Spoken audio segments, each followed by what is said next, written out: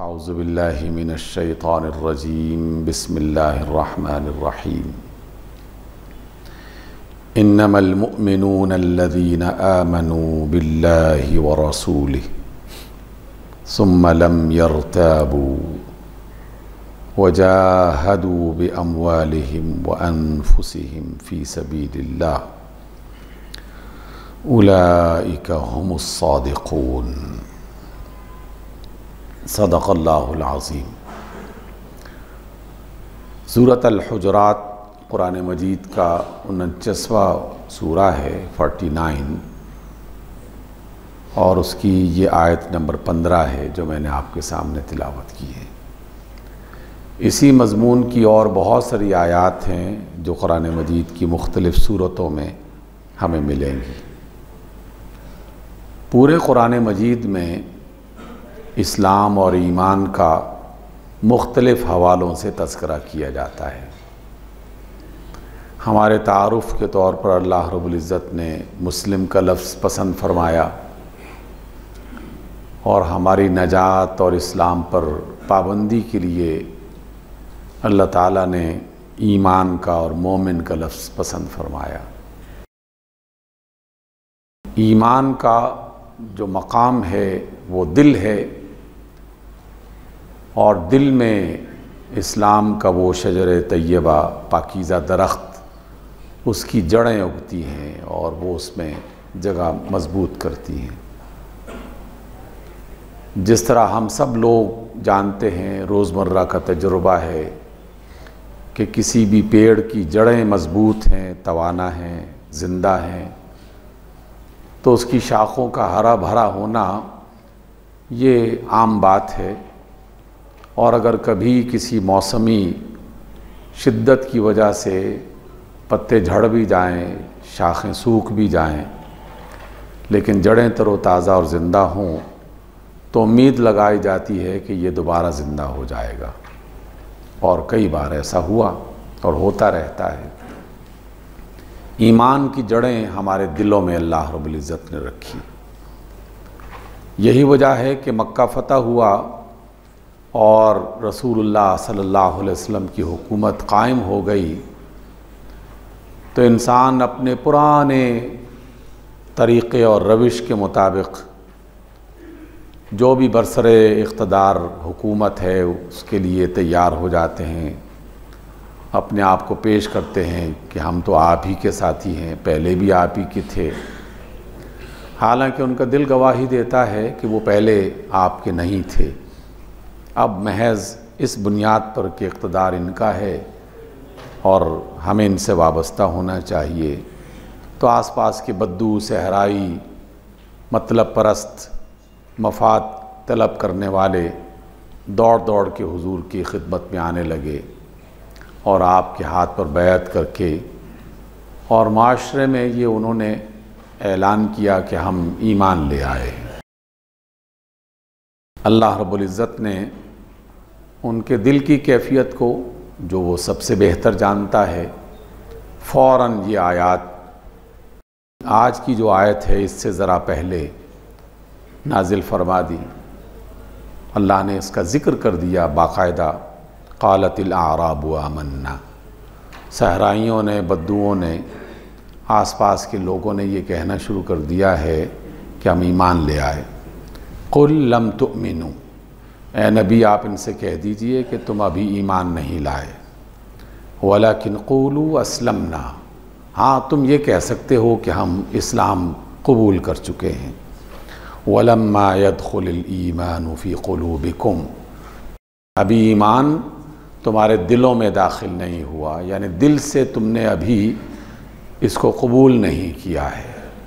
महज ज़ाहिरी तौर पर तुमने नमाज़ों का अहतमाम शुरू कर दिया, कलमा पढ़ लिया, मुसलमानों जैसी बुदोबाश इख्तियार कर ली, ऐलान कर दिया अल्लाह के हुजूर के सामने कि हम आपके साथी हैं, हम मोमिन हो चुके हैं।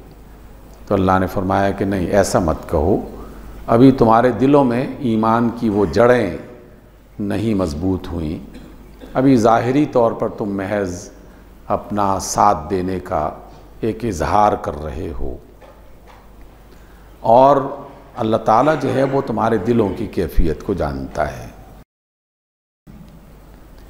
इसके बाद फिर अल्लाह रब्बुल इज़्ज़त ने ईमान वालों की एक पहचान बताई।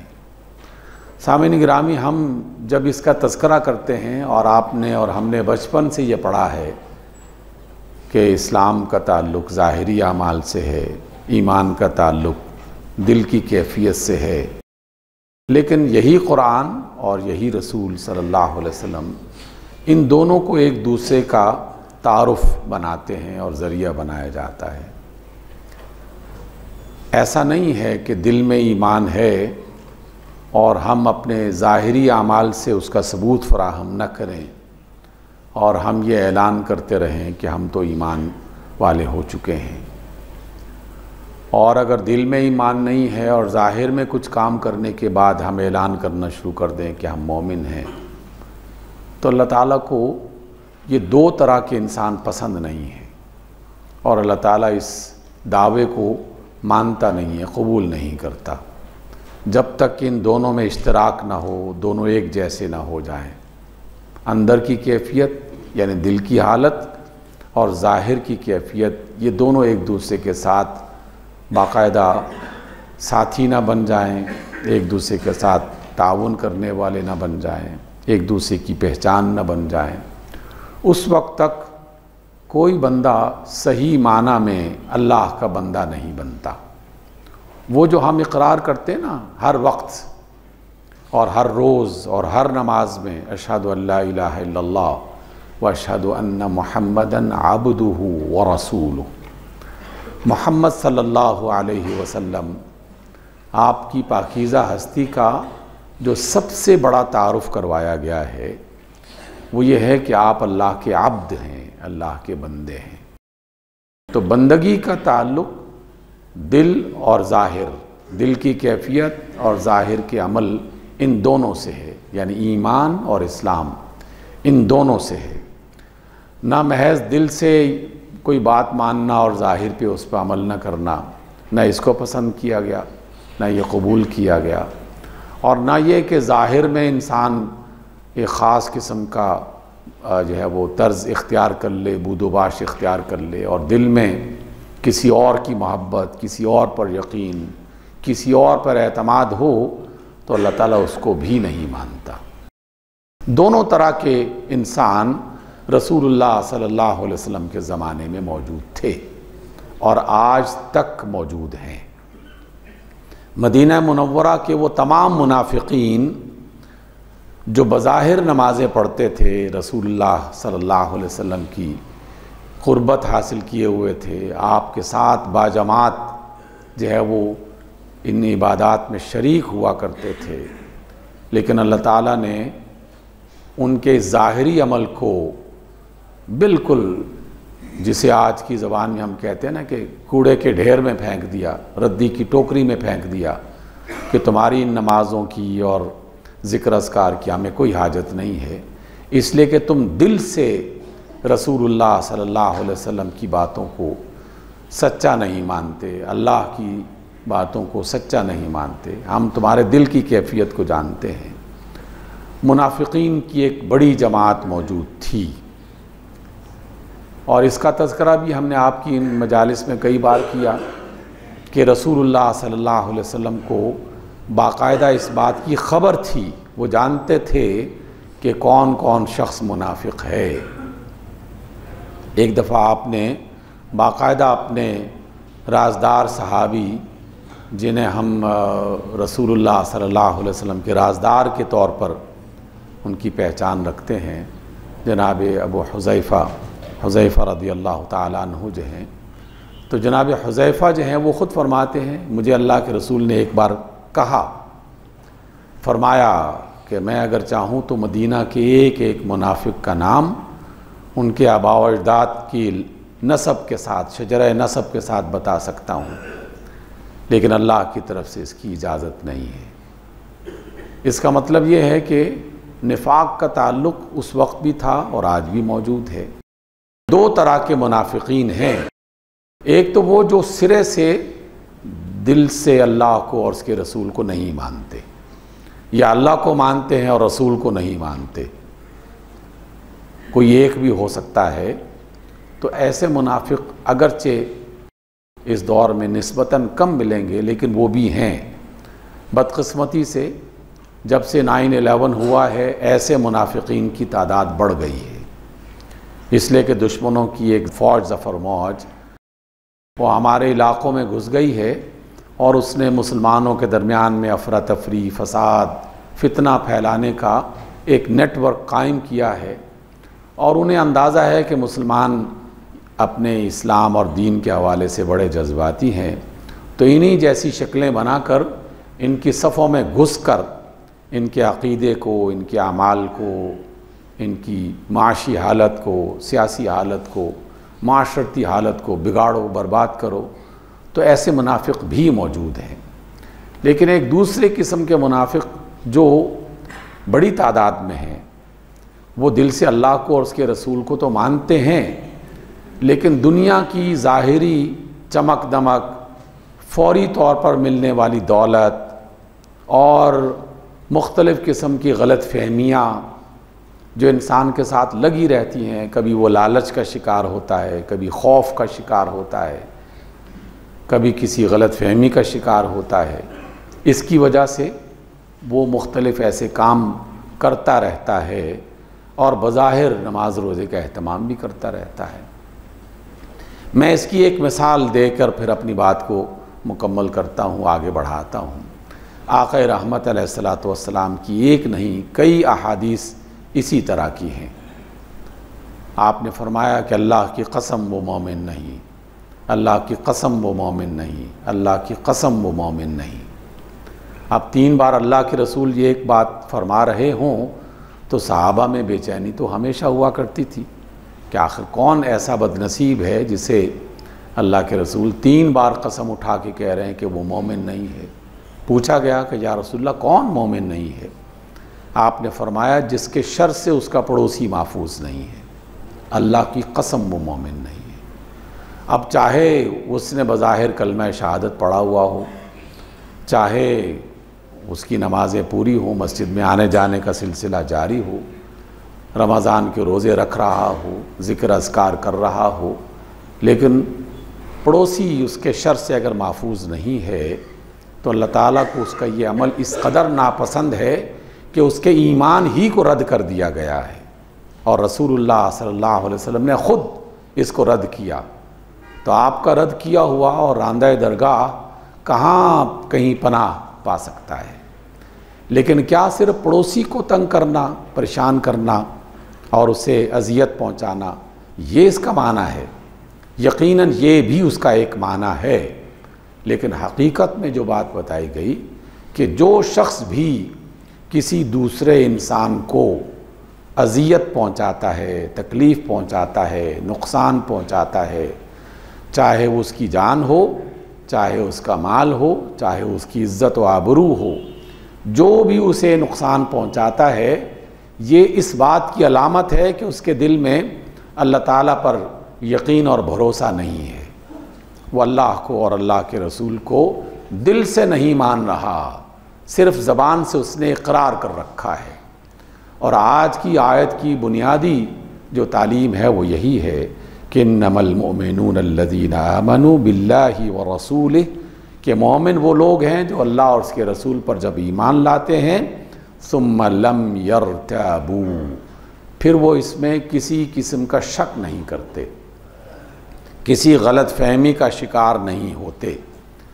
क्या इसका मतलब ये है कि वो इस शक में मुब्तला नहीं है कि अल्लाह कोई है कि नहीं है, या अल्लाह के रसूल थे कि नहीं थे? ऐसा नहीं है।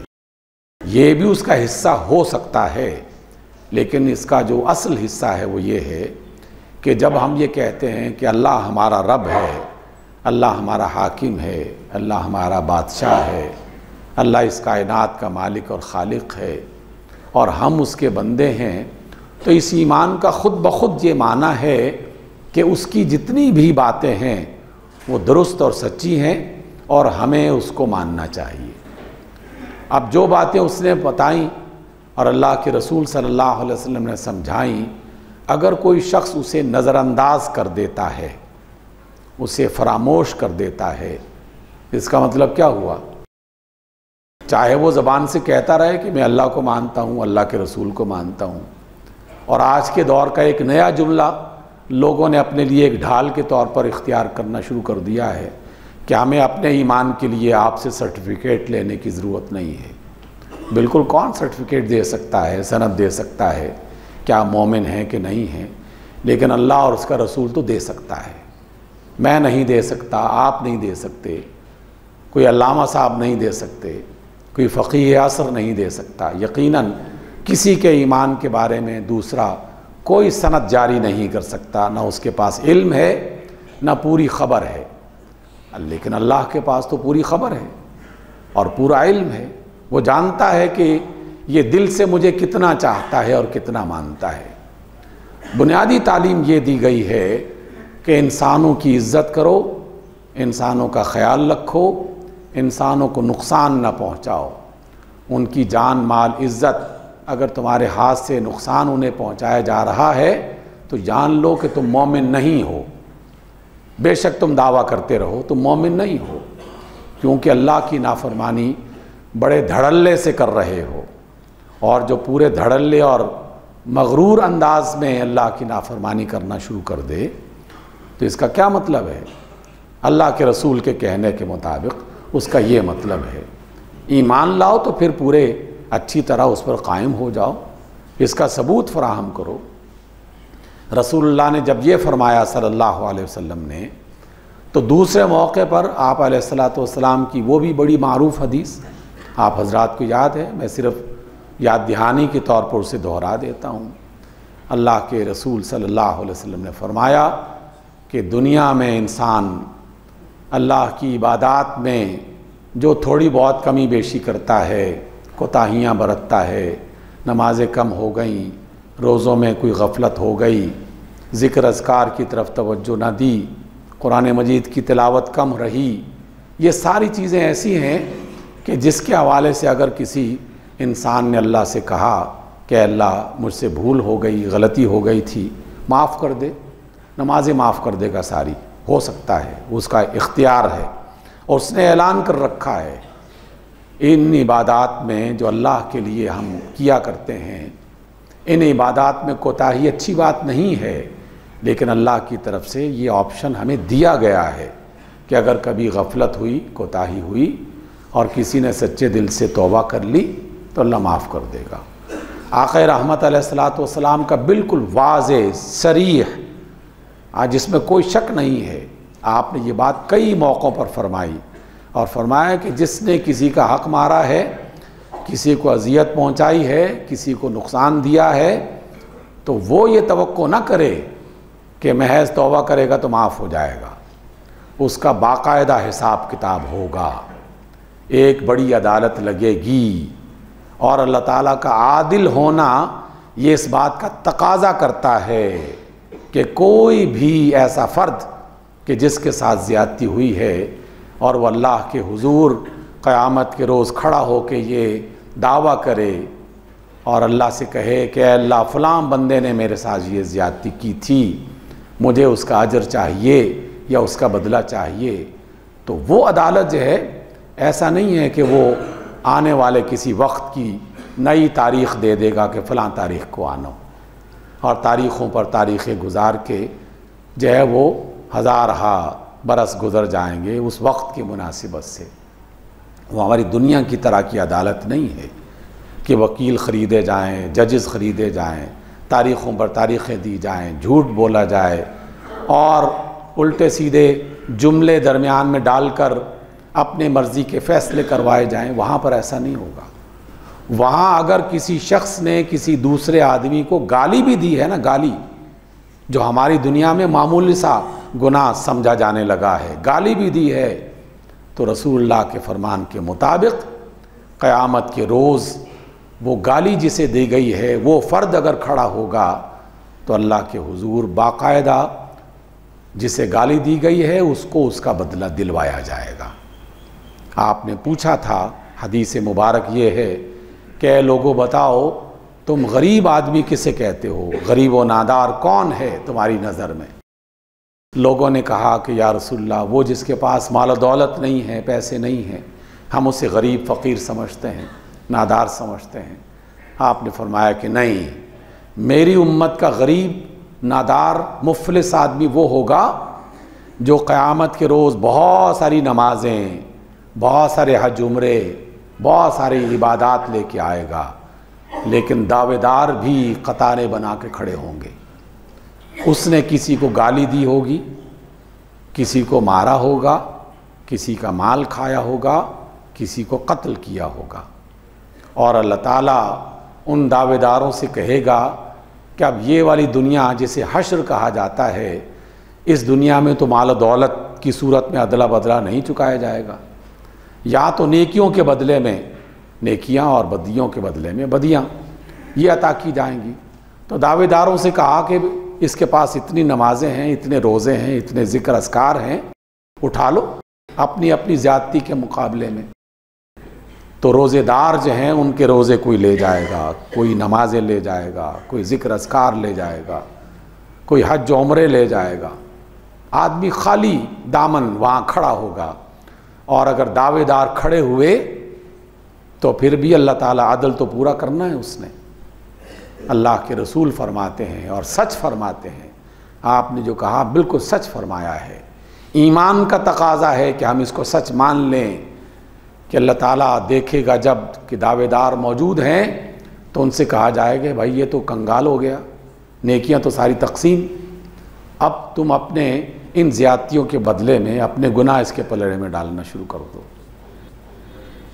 तो वो नेक नमाजी परहेज़गार हाजी साहब जहन्नम में जा रहे होंगे दूसरों के गुनाहों की वजह से, अपने वो इंसानी ज़्यादतियों वाले गुनाह जो इंसान कर रहे हैं इस दुनिया में, और कोई नहीं डर रहा। और अब तो इसमें इस कदर धड़ल्ले से किए जाते हैं कि बाकायदा वीडियोस बनती हैं, लोग देखते हैं, अपनी आँखों से देखते हैं, और बड़े पुरजोर अंदाज में ये ऐलान किया जाता है कि कर लो जो करना है, हमारा इख्तियार है, हम जो चाहेंगे करेंगे। जनाब अली, तुम्हारा इख्तियार कितना है? चंद दिनों का है। तुम्हारा इख्तियार तो इतना भी नहीं है कि अपने जिस्म पर पूरा कंट्रोल कर सको, काबू पा सको। चंद साल के बाद इंसान मुज़मइल होकर बीमार पड़ के रह जाता है। किस इख्तियार की बात करते हो? और उस इख्तियार की बुनियाद पर इंसानों की इज्जत को बीच बाज़ार में उछाल देना, इंसान को मार धाड़ के शिकार कर देना, उसका माल लूट लेना, उसकी जान ख़त्म कर देना, और ये गुमान करना कि हम बड़े ताकतवर हैं, ये ईमान की नफ़ी है। जिसने कहा कि मैं अल्लाह को और उसके रसूल को मानता हूँ, तो उसने हकीकत में ये कहा कि इस कायनात का अल्लाह सिर्फ़ एक है और उसके पास पूरा इख्तियार है, पूरा इख्तिदार है, और इस कायनात का सबसे बड़ा वही है, उससे ज़्यादा ताकतवर कोई नहीं, उससे ज़्यादा बाखबर कोई नहीं, उससे ज़्यादा कुदरत रखने वाला कोई नहीं। तो इसलिए एक मामूली सा भी नुकसान पहुंचाने से पहले 100 बार सोचना चाहिए कि उसकी ज़िंदगी ने बहरहाल ख़त्म होना है, बिल्कुल उस तरह जैसे करोड़ों लोगों की ज़िंदगियां ख़त्म हो चुकी, जैसे बड़े बड़े ताकतवर ज़मीन बोस होके रह गए। दास्तानें नहीं हैं, हकीकत है जो तारीख़ लिखती है, हम देखते हैं अपनी आँखों से। और रसूलुल्लाह सल्लल्लाहु अलैहि वसल्लम ने इसके बारे में इरशाद फरमाया, और न सिर्फ इरशाद नहीं फरमाया, आपने मुख्तलिफ मकामात पर बाकायदा जिस गलत काम को देखा उसे रोका, मामूली सी चीज़ को भी अगर देखा उसको भी रोक दिया। आप अलैहिस्सलाम गुज़र रहे थे, कुछ नौजवान लड़के वाले, उन्होंने एक परिंदे को बांध रखा था और तीर अंदाज़ी कर रहे थे निशाना बनाने के लिए कि किसका निशाना अच्छा है। रसूलुल्लाह सल्लल्लाहु अलैहि वसल्लम सख्त नाराज़ हुए और कहा कि किसी ज़िंदा जानवर पर इस तरह की तीर अंदाज़ी और उसे इस तरह का नुकसान मत पहुँचाओ, अजियत मत दो, और निशाने बनाने के लिए तरीक़े इख्तियार करो। एक ज़िंदा परिंदा जो है उसको भी अजियत पहुँचाने से रसूलुल्लाह सल्लल्लाहु अलैहि वसल्लम ने मना फरमाया। ग़ज़वा बदर में बड़े बड़े दुश्मन अबू जहल, उतबा, शैबा, उमैया इब्न खल्फ, ऐसे बड़े जानी दुश्मन रसूलुल्लाह सल्लल्लाहु अलैहि वसल्लम के मारे गए।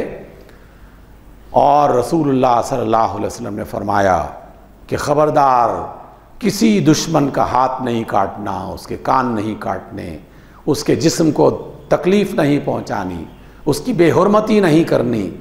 उन इंसानों को एक अंधे कुएं में जब डाला गया तो किसी इंसान का कोई उज़्व नहीं काटा गया। पाकिस्तान के जेल खाने, पाकिस्तान के थाने भरे पड़े हैं इन दास्तानों से। किसी भी मुत्तहम को पकड़ के उसके साथ वो ज़्यादती की जाती है कि जिसको इंसान सुना नहीं सकता। तो जो ज़्यादती करने वाला है उस अल्लाह के बंदे को जान लेना चाहिए कि उसकी जान हमेशा दुनिया में कायम नहीं रहनी। उसने अल्लाह के हुजूर खड़ा होना है और वहाँ पर जिसके जिस्म को तोड़ा गया, जिसका खून बहाया गया, जिसको बेइज्जत किया गया, क़यामत के रोज़ वो खड़ा होगा तो क्या जवाब देंगे? क्या अल्लाह के हुजूर भी कोई झूठा वकील खड़ा हो सकता है कि मैं आपका मुकदमा लड़ता हूँ? क्या वहाँ भी कोई रिश्वत चल सकती है? नहीं चल सकती। ईमान का तकाजा ये है कि दुनिया में अपने आप को संभाला जाए। और कई गज़वात में ऐसा हुआ। अरबों में ये आम रवाज था कि दुश्मन को मारा है तो उसके हाथ कान काट लिया करते थे ताकि पता चले कि हमने इंतकाम लिया है। रसूलुल्लाह सल्लल्लाहु अलैहि वसल्लम ने एक ग़ज़वे के मौके पर एक औरत को देखा कि वो ज़मीन पर मरी पड़ी है और उसके जिस्म को अज़ियत पहुंचाई गई है तलवारों से, जो भी उसके पास किसी शख्स ने। तो आप अलैहिस्सलाम का चेहरा सुर्ख हो गया। आपने सख्त अल्फाज में कहा कि जिसने भी ये जुल्म किया है उसे ख़बरदार रहना चाहिए कि इसका हिसाब देना पड़ेगा। और मैं अल्लाह का रसूल इस बात की इजाज़त नहीं देता कि किसी इंसान को, हत्ता कि किसी जानवर को भी अजियत पहुंचाई जाए। हाँ, नुकसान पहुंचाया जाता है जब तो बाकायदा अदालत, मुकदमा, जुर्म के मुताबिक उसको सज़ा दी जाती है। इस एतबार से सामईन गिरामी, जब अल्लाह ने ये फरमाया कि मोमिन लोग वो हैं जो अल्लाह पर ईमान लाते हैं और उसके रसूल पर, फिर वो उसमें शक नहीं करते, तो इसका मतलब शक नहीं करते का मतलब ये है कि अल्लाह ताला की तालीमात पर शक नहीं करते, रसूलुल्लाह सल्लल्लाहु अलैहि वसल्लम की बातों पर शक नहीं करते, क्योंकि ये बातें किसी का बयान नहीं है कि कल मैं इस बयान से बदल जाऊंगा। ये हकीकत है, सच्चाई पर मबनी अल्लाह का कलाम है, रसूलुल्लाह के दिल पर उतारा गया है, आपकी ज़बान से जारी किया गया है, और इस कलाम ने हर्फ बहर्फ क़यामत के रोज़ सच होना है। इसलिए अपने हाथ को और अपनी ज़बान को काबू में रखिए। लोगों की इज़्ज़त, लोगों की जान, लोगों का माल उसी कदर मोहतरम है जैसे आपकी इज़्ज़त, जैसे आपकी जान, जैसे आपका माल। और मेरा रब, मैं इस जुमले को कई बार दोहराता हूँ और दोहराता रहूँगा कि हमारा रब ना अंधा और बहरा है, ना बेकदरा है, और ना वो इक़्तिदार से महरूम है। ज़िंदा, हय्युन क़य्यूम, पाइंदा, पूरी कुदरत रखने वाला, तमाम तर कायनात की क़ुव्वतों का मालिक है। उससे डरने की ज़रूरत है, उसके अज़ाब से बचने की ज़रूरत है। कहीं ऐसा ना हो कि हमारी दुनिया की ज़िंदगी हमारे लिए मुश्किल तरीन बन जाए और क़यामत की ज़िंदगी इससे भी ज़्यादा अलमनाक बन जाए। अल्लाह से दुआ करनी चाहिए कि अल्लाह हमें मेहरबान दिल, इंसाफ करने वाली ज़बान और इंसाफ के साथ ज़िंदगी बसर करने वाली हयात अता फ़रमाए। अक़ूलु क़ौली हाज़ा वस्तग़फ़िरुल्लाह ली व लकुम।